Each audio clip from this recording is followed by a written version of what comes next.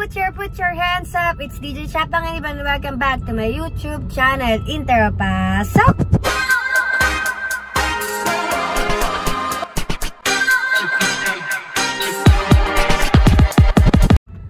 So today's video is about, syempre, hindi na mapakali, paggawa na naman ng kotse. At syempre, bagong sponsorship yon. And papunta na ako, mag-isa lang ako. Kasi sanay naman ako. Jokes eh. Si Ford, magkikita kami, sasamahan niya ako. So, samahan niyo po ako, papagawa ko ulit si Baby Boo. Pero ibang car shop naman. Kasi mas malapit dito and may mga kailangan din ako ipacheck. Siyempre, maarte ako pag may narinig ako kahit konting, parang may something sira or what yun. Wait lang kasi may trend eh. So, mamaya na lang ulit. Bye! So, yun nga, malapit na ako dito sa shop ng friend ko. Actually, nakilala ko siya dahil sa mami ko kasi yung mami ko dito nagpapagawa ng kotse niya nung dati pa. And si Ford ang mga kasama ko and malapit na din po siya. So, samahan niyo ako. Papagawa ko si Baby Boo. Okay? So, syempre, wala akong magawa. And magbabalik na po ako ulit sa pagbablog dahil wala po akong masyadong gawa ngayon dahil nagpahinga lang ako. Kaya, ayun, tuloy-tuloy ulit yung pagbablog ko. So, let's go! Ayun nga, nandito na ako ngayon sa DJ Car Aircon. Dito lang siya sa Mayapi, Subel. Siyempre, kailangan mag-mask dahil alam na. So, ito po yung shop nila.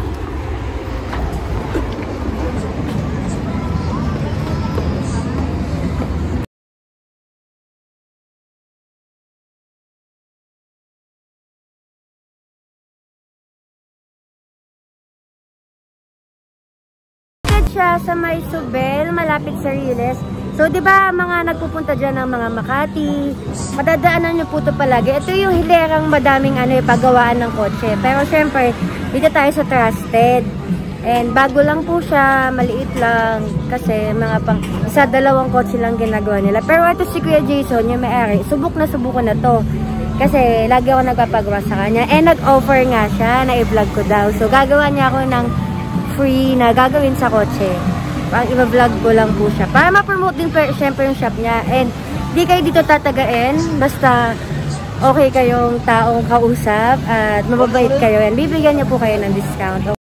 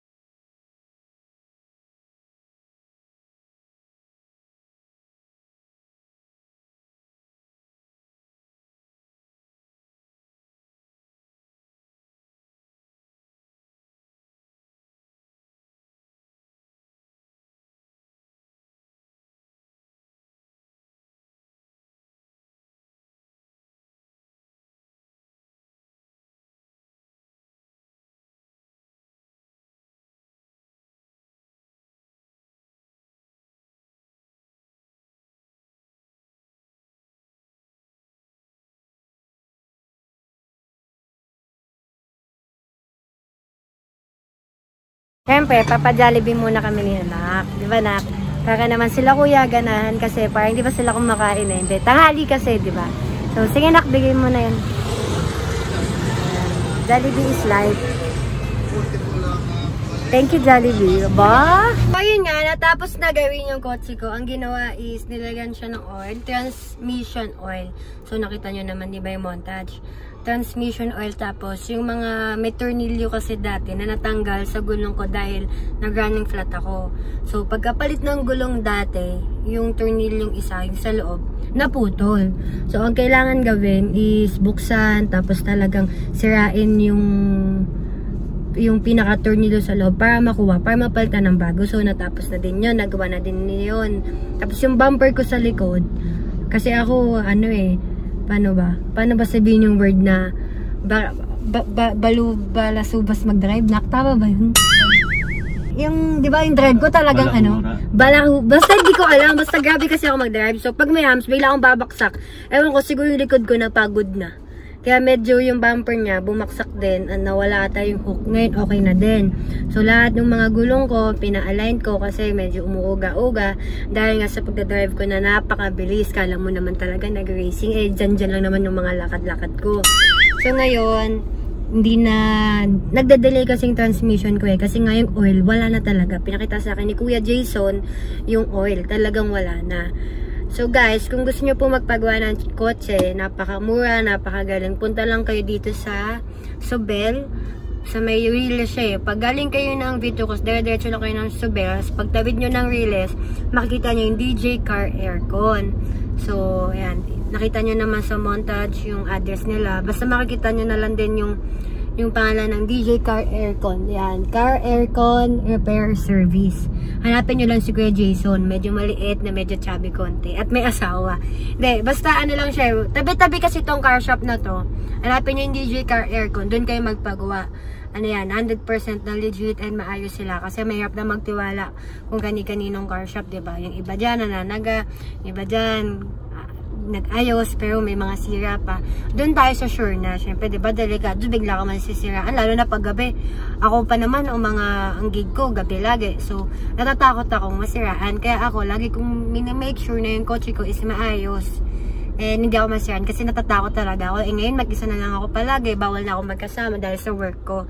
So, yun lang. Pinakita ko lang sa inyo yung ginawa ko na naman kay Baby Boo. Ayos na naman. Siyempre, kailangan alagaan ko to Kotse namin to ni Babe.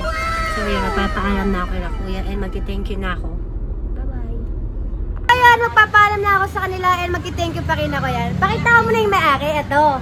Ay, Kuya. Siya po yung may-ari ng car shop na to. Ito po yung kanyang Facebook. Yan. Lalabas dyan ko, kaya kung gusto nyo magpagawa, i-message nyo po si Kuya Jason. And syempre, ito yung mga kasama niya nagawa. Hello! Syempre, kain muna, takatapos na mag-ayos no? Hi, Kuya! Hello po! Hi, Ate! Ay, sinasabi ko sa kanyang asawa niya. Para pag pumunta kayo dito, hindi nyo makita niyo yung asawa niya. Ayan. So, Kuya, ano yung mga ginawa mo sa, sa kotse ko? Kasi yung problema kasi ng sakyan ni Mama, delay yung drive. Kaya pag siya nag-drive siya, nadi-delay. So, ang ginawa namin, hindi na rin namin yung luggage, pinalitan. Yun, para malinis kasi wala na, maitim na. Tsaka yung sabot ng sa tire, sa gulong, no? Napalit kami. Yan lang po. So, ayun lang yung ginawa ni Kuya. So, maraming salamat, Kuya. Kaya guys, 100% legit at maayos. Hindi kayo titirahin dito ng matataas na presyo. Basta maayos kayong kausap, tao kayong kausap. Magbibigay naman si Kuya ng discount. Basta punta lang kayo dito sa DJ Car Aircon sa may Subel. Pagtawid nyo po ng Riles sa may Osmeña, pag galing kayong Vitucos, hanapin nyo lang po yung DJ Car Aircon. Tapat siya ng SMDC. Yung bakanting lote, ito po. Yan. Yan. Ito yung kanyang DJ Car Aircon. Ayan, makikita nyo. So, kaya nakita nyo, punta lang kayo dito. Yan, kaya magpagawa na kayo. So, maraming salamat guys. Thank you, bye-bye! Ayun, nakauwi na nga ako at kasama ko si Bina dito sa tabi ko. Pero baka siya makita kasi sexy siya ngayon ni Bold Star. Siyempre, dalawa lang kami dito, diba? Dahil wala pa si Athena. Ang manipis kong pamangkin. So, ayun lang. Pinakita ko lang naman sa inyo ang aking errands ngayong araw. Ayun lang. Kay Baby Boo lang. Pinaayos lang para wala nang problema. Kasi minsan kinakabahan ako pag gabi. Parang nagde-delay. Delay kasi talaga siya. Pero saglit lang, mga 2 seconds lang. And then, nung okay na, dahil naayos, masaya na ako. Kahit saan pwede na ako pumunta. Diba? Hindi na ako matatakot. At pwede ko na ding i-date ulit si Bay ng malalayo. Bay, ang-date kita? Ha? Ang gusto mo ang-date kita? Eh. Bakit hindi? Pera na lang. Pera, mukhang pera talaga to, no?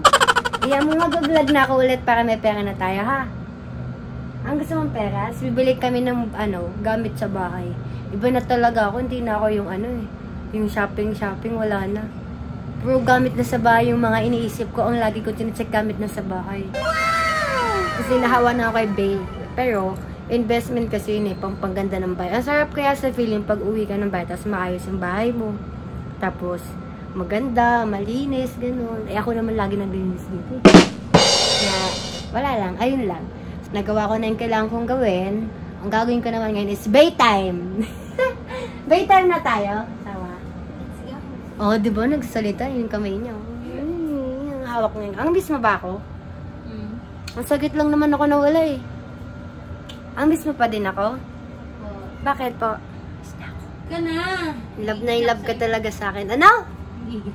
Matangkigil ka? Ang saglit lang naman ako nawala. Andiyan na ako sa country. Bye-bye! Anong babay? O, sabihin mo na guys, kayo, like and subscribe sa YouTube channel ni Baby.